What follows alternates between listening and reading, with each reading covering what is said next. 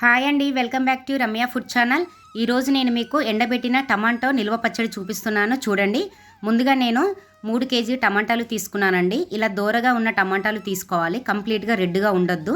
కొంచెం రెడ్గా, కొంచెం వైట్గా, అలాగే గట్టిగా ఉన్న టమాటాలు మాత్రమే వాడాలి. మెత్తగా ఉన్న టమాటాలు యూజ్ చేయొద్దండి, పచ్చడి ఖరాబ్ అవుతుంది. దూరగా ఉన్న టమాటాలని నాటు టమాటాలండి ఇవి. మన ఊర్లో పండుతాయి కదా ఆ టమాటాలు. టమాటాలు 3 కిలోలు తీసుకొని శుభ్రంగా 4-5 సార్లు కడుక్కొని ఒక కాటన్ క్లాత్లో వేసుకొని వాటర్ పొయ్యేంత వరకు ఫ్యాన్ కింద ఆరబెట్టేసుకోవాలండి. వాటర్ అనేది అసలు ఒక నీటి చెమ్మ కూడా ఉండొద్దండి. వాటర్ ఉండడం వల్ల మళ్ళీ పచ్చడి ఖరాబ్ అవుతుంది. చూసారు కదా, కంప్లీట్గా ఆరిపోయాయి. అస్సలు చాలా మొత్తం కంప్లీట్గా డ్రై అయిపోయాయి. ఇప్పుడు ఒక ప్లేట్లోకి తీసుకొని వీటిని 4 ముక్కలు కానీ 6 ముక్కలు కానీ పొడుగు ముక్కలుగా కట్ చేసుకోవాలి.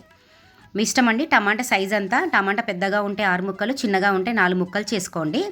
దీంట్లో నేను 3 కిలోల టమాటాలు తీసుకున్నాను కాబట్టి ఈ టమాటాలకు కిలోకి 200 గ్రాముల ఉప్పు అండి. కంపల్సరీ 200 గ్రాముల ఉప్పు వేయాలి. అంటే నేను 600 గ్రాముల దొడ్డుప్పు సాల్ట్ వాడతాను. దొడ్డుప్పు మాత్రమే యూజ్ చేయాలి, సన్నుప్పు కాదు. దొడ్డుప్పు వాడాలి, రాక్ సాల్ట్ అంటారు కదా. దీంట్లో 600 గ్రాముల సాల్ట్ వేసుకొని 2 టేబుల్ స్పూన్ల పసుపు వేసుకొని ఓవర్ నైట్ అంతా ఊరబెట్టాలండి. ఎంత ఊరితే అంత మనకు వాటర్, ఈ టమాటాలో ఉన్న వాటర్ గుజ్జు అంతా బయటకు వచ్చేస్తుంది. ఒక ముందు రోజు నైట్ కట్ చేసుకొని ఇలా పసుపు ఉప్పు వేసుకొని ఊరబెట్టేసుకోండి. మార్నింగ్ మీరు చూసేసరికి వాటర్ అంతా పైకి వచ్చి ఊరిపోతుందండి. అలా ఊరినప్పుడు ఆ ముక్కల్ని గట్టిగా, మీకు ఎంత వీలైతే అంత గట్టిగా చేయితోటి పిండి వాటర్ అంటే మొత్తం పిండి ఒక కవర్లో కానీ కాటన్ క్లాత్లో కానీ వేసుకొని మంచి ఎండ వచ్చే ప్లేస్లో ఎండబెట్టుకోండి. చలికాలంలో అయితే 3 డేస్ పడుతుందండి ఎండడానికి. సమ్మర్లో అయితే 1 డే సరిపోతుందండి. మార్నింగ్ పెడితే ఈవినింగ్ కల్లా ఆరిపోతాయి, కంప్లీట్గా ఆరిపోతాయి. మీకు చూపిస్తాను ఎలాగ మనము ఎండబెట్టుకోవాలి అనేసి. ఇలా చూపించాను కదా, ఈ విధంగా ఉప్పు పసుపు వేసేసుకొని నైట్ పక్కన పెట్టేసుకొని మార్నింగ్ కల్లా వాటర్ వచ్చేస్తుంది. పిండేసి ఒక కాటన్ క్లాత్ కానీ పేపర్ మీద కానీ ఎండబెట్టేసుకోండి.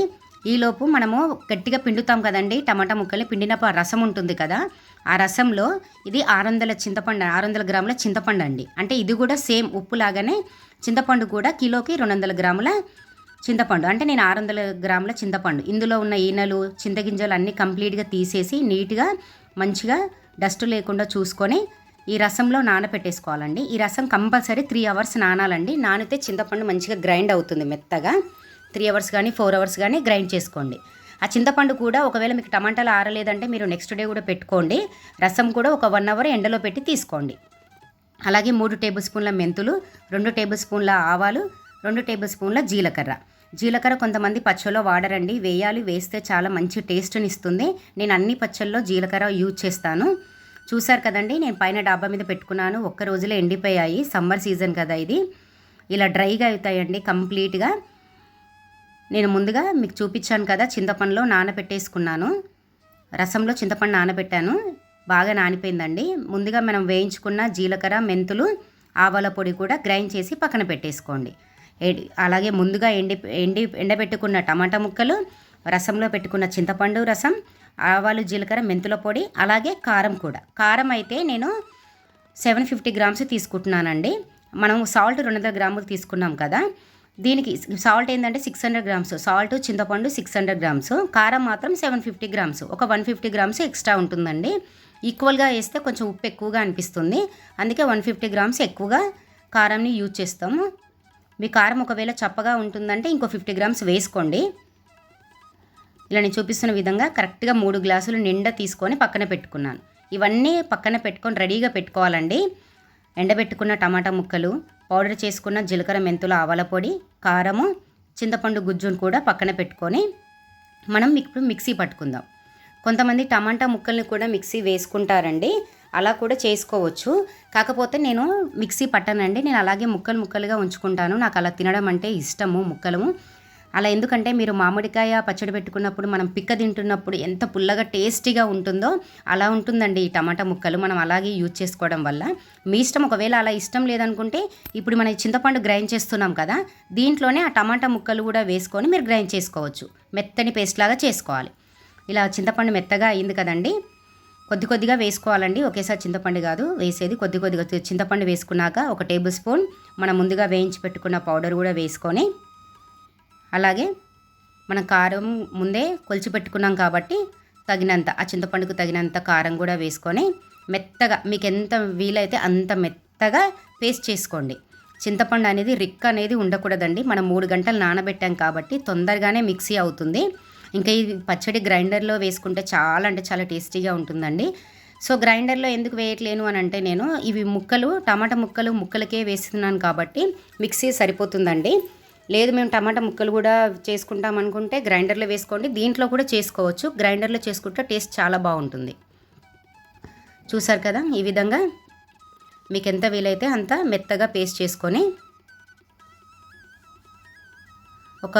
ఒక బౌల్ తీసుకోవాలండి. అంటే మనకి 3 కేజెస్ టమాటా పచ్చడి మొత్తం పడేంత ఒక బౌల్ తీసుకొని ఈ మిక్సీ పట్టిందంతా ఆ బౌల్లోకి వేసుకోవాలి.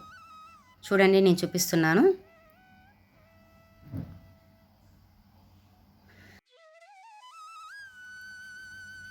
ఈ టమాటా ముక్కలు ఉన్నాయి కదండి, ఈ టమాటా ముక్కల్ని ఈ బేషన్లోకి వేసేసుకుంటున్నాను. నేనేం గ్రైండ్ చేయట్లేనండి, మీకు కావాలంటే గ్రైండ్ చేసుకోండి.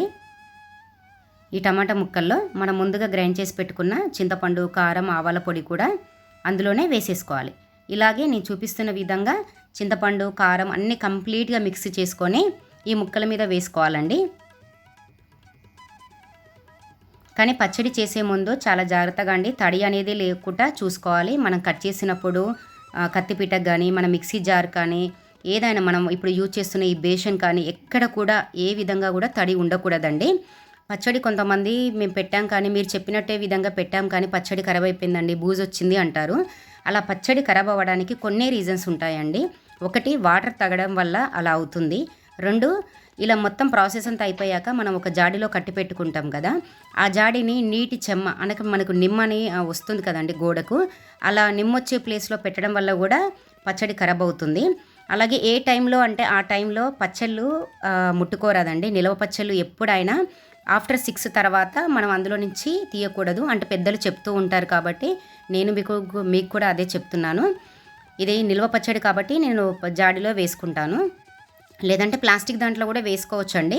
ఇది మనకు సంవత్సరం పాటు నిల్వ ఉంటుంది పచ్చడి. సేమ్ అండి, అదే మెజర్మెంటు. 1 కిలోకి 200 గ్రాముల సాల్ట్, 200 గ్రాముల చింతపండు, 250 గ్రామ్స్ కారం పొడి అండి. ఇదే మెజర్మెంట్. మీరు 3 కిలోలు నేను 3 కిలోలు తీసుకున్నాను కాబట్టి 200 గ్రాముల సాల్ట్, 200 గ్రాముల చింతపండు, 250 గ్రామ్స్ కారం తీసుకున్నాను. అలాగే మీరు 5 కిలోలు తీసుకున్నా 10 కిలోలు తీసుకున్నా నేను చెప్పిన మెజర్మెంట్ ప్రకారంగా తీసుకోండి, కరెక్ట్గా సరిపోతుంది. సాల్ట్ కూడా అండి, సాల్ట్ కూడా కొంతమంది తక్కువగా వేసుకోవడం వల్ల పచ్చడి ఖరాబ్ అవుతుంది. 200 గ్రామ్స్ దొడ్డుప్పుని వాడండి, కరెక్ట్గా సెట్ అవుతుంది. చూసారు కదా, ఇలా మొత్తం కంప్లీట్గా అందులో వేసేసుకోవాలండి. అయిపోయిందండి, కంప్లీట్గా 3 రౌండ్స్ వచ్చాయి నాకు. ఇప్పుడు చేయి పెట్టి మొత్తం ఖాళీ చేస్తున్నాను. ఏ పచ్చడైనా, మామిడికాయ పచ్చడైనా ఇలా నిల్వ పెట్టుకునే పచ్చళ్ళు గరిటెతో కన్నా మన చేయితోటి చాలా బాగా కలిపితే మంచిగా కలుస్తాయండి, ఉప్పు కారం కూడా. ఈ పచ్చడి కూడా ఇమీడియట్గా తాలింపు వేసుకోవచ్చండి. కాకపోతే టమాటాని కూడా మిక్సీలో ఒకేసారి వేసుకుంటాం కాబట్టి కొంతమంది మిక్సీ గ్రైండర్లో మెత్తగా పేస్ట్ చేసుకుంటారు కదా, అలా అయితే వెంటనే మీరు తాలింపు వేసుకోవచ్చండి. ఇదేంటంటే నేను ముక్కలు మాత్రం మిక్సీ చేయట్లేను కాబట్టి ఈ ముక్కకున్న ఉప్పు ఈ చింతపండు కారంకి గుజ్జుకు పట్టాలంటే ఒకరోజు టైం పడుతుందండి. ఆ టైం పట్టే లోపు మీరు టైం పడుతుంది. ఆ తర్వాత మీరు నెక్స్ట్ డే మార్నింగ్ తీసి తాలింపు వేసుకోండి. అలాగే 3 టేబుల్ స్పూన్ల పసుపు కూడా వేసుకోవాలి. పసుపు మంచి ఫ్లేవర్ని ఇస్తుంది, మంచి కలర్ వస్తుంది పచ్చడికి. పచ్చడి కూడా ఖరాబ్ అవ్వకుండా ఉంటుందండి. కొంతమంది పసుపు వాడరు, మరీ ఎక్కువగా అవసరం లేదండి. ఒక చిన్న టేబుల్ స్పూన్ తోటే, చిన్న 3 టేబుల్ స్పూన్లు చాలు. ఇలా నేను చూపిస్తున్న విధంగా బాగా కలుపుకొని పక్కన పెట్టేసుకుంటానండి. ఇది నెక్స్ట్ డే మార్నింగ్ మంచిగా కలుపు, అప్పుడు చూస్తాను కరెక్ట్గా సాల్ట్, కారం అన్నీ సరిపోయా లేదా. కాకపోతే ఇప్పుడు మీకు తాలింపు కూడా వేసి చూపిస్తాను కొద్దిగా. ఆ తాలింపులో కూడా ఒకటి ఉందండి, కొంతమంది అన్ని దినుసులు వేసి తాలింపులు వేస్తారు. అలా కాదండి, నేను చూపించే విధంగా మీరు తాలింపు వేసుకోండి. తాలింపు వేసుకున్న తర్వాత కూడా పచ్చడి ఖరాబ్ అవ్వదనకుండా ఉంటుంది. చూసారు కదా, ఈ విధంగా మెత్తగా అయిందండి. దీన్ని మంచిగా ఒక జాడీలోకి స్టోర్ చేసుకొని ఎప్పుడు వీలైతే అప్పుడు కొద్దిగా తీసుకొని పచ్చడి తాలింపు వేసుకుంటాము. ఒకేసారి వేయనండి నిల్వ పచ్చడికి, ఎందుకంటే లాస్ట్ అయిపోయే ముందల్లో ఒకవేళ చాలా రోజులు ఉంటే కనుక ఆయిల్ వాసన వస్తుంది. అలా కాకుండా దీన్ని ఎంచక్క మనం జాడీలోకి ఊడ్చుకొని మంచిగా నీటి చెమ్మ తగిలిన ప్లేస్లో డ్రై ప్లేస్లో పెట్టుకొని స్టోర్ చేసుకోవచ్చు. మీకు ఎప్పుడు కావాలంటే అప్పుడు కొద్ది కొద్దిగా తీసుకొని తాలింపు వేసుకోండి. ఇప్పుడు ఇందులో నేను తీసుకున్న కొద్ది పచ్చడికి కొద్దింత ఆయిల్ అండి. ఇందులో నేను ఆవాలు, జీలకర్ర, వెల్లుల్లి వేస్తున్నాను. ఇందులో నేను శనగపప్పు, మినపప్పు వాడట్లేనండి. కొంతమంది శనగపప్పు, మినపప్పు కూడా వాడతారు. కాకపోతే ఏంటంటే ఎందుకు వాడొద్దంటున్నానంటే ఒక 2 days మాత్రమే ఆ క్రంచీనెస్ అనేది ఉంటుందండి శనగపప్పు, మినపప్పులో. అప్పుడు తింటే చాలా బాగుంటుంది. పంటి కింద తగిలి పప్పులు కూడా మంచి టేస్ట్ని ఇస్తాయి. కాకపోతే ఒక 3-4 days అయిపోయిన తర్వాత ఏమవుతుందంటే అది మెత్తబడుతుంది. ఆ జీలకర్ర మన శనగపప్పు, మినపప్పు ఏంటంటే మెత్తబడుతుంది. తిన్నప్పుడు కూడా మనకు అది టేస్ట్ మారిపోతుందండి. పచ్చడి టేస్ట్ని కూడా మార్చేస్తుంది. అందుకే నేను ఎప్పుడైనా నిల్వ పచ్చళ్ళలో నేను వేయనండి పప్పు దినుసులు. ఖాళీ జీలకర్ర, ఆవాలు, ఎండుమిర్చి, వెల్లుల్లి, కరివేపాకు. చూసారా, కొద్దిగా కరివేపాకు కూడా వేసుకున్నాను. అలాగే కొన్ని 2-3 ఎండుమిర్చి, కొద్దిగా 1 tablespoon ginger garlic paste అండి. జింజర్ గార్లిక్ పేస్ట్ మీ ఆప్షనల్ అండి, కావాలంటే వేసుకోవచ్చు, కానీ వేసుకుంటే చాలా మంచి టేస్ట్ని ఇస్తుంది. అలాగే 1 టేబుల్ స్పూన్ పసుపు కూడా వేసుకొని జీలకర్ర, ఆవాలు, ఎండుమిర్చి, కరివేపాకు, వెల్లుల్లి రెబ్బలు, 1 టేబుల్ స్పూన్ అల్లం వెల్లుల్లి పేస్ట్, ఈ 5 వేసేసుకొని మంచిగా మంటని స్లిమ్లో పెట్టి వేయించుకోవాలి.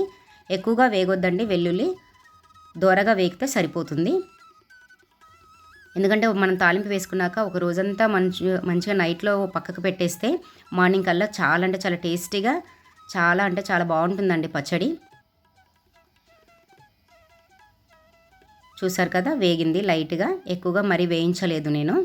ఇప్పుడు మనం పక్కకు తీసి పెట్టుకున్న పచ్చళ్ళలో ఈ తాలింపు వేసేయాలి. అంతేనండి, ఎంతో రుచికరంగా ఉండే టమాటా నిల్వ పచ్చడి రెడీ. ప్లీజ్ నా వీడియో కనుక నచ్చినట్టయితే ప్లీజ్ లైక్ చేయండి, షేర్ చేయండి, కామెంట్ చేయండి, సబ్స్క్రైబ్ చేసుకోండి. ఎవరైతే మొదటిసారిగా నా వీడియో చూస్తున్నారో పక్కనే గంట సింబల్ ఉంటుంది, ప్రెస్ చేయండి. ఈలోపు నేను ఎప్పుడైతే మీకు వీడియోస్ అప్లోడ్ చేస్తానో మీకు నోటిఫికేషన్ ద్వారా తెలుస్తుంది. ప్లీజ్ సపోర్ట్ చేయండి. చూసారు కదండి, పచ్చడి చూస్తుంటేనే నాకు నోరూరిపోతుంది. చాలా అంటే చాలా టేస్టీగా ఉంటుంది ఈ పచ్చడి. ఎన్నో రకాలుగా పచ్చళ్ళు పెట్టుకోవచ్చండి. ఈ టమాటా నిల్వ పచ్చడి మాత్రం మనం సమ్మర్లో పెట్టుకుంటే చాలా రుచిగా ఉంటుంది. మంచి పక్కా కొలతలతో పెడితే సంవత్సరం పాటు నిల్వ ఉంటుందండి. Thank you.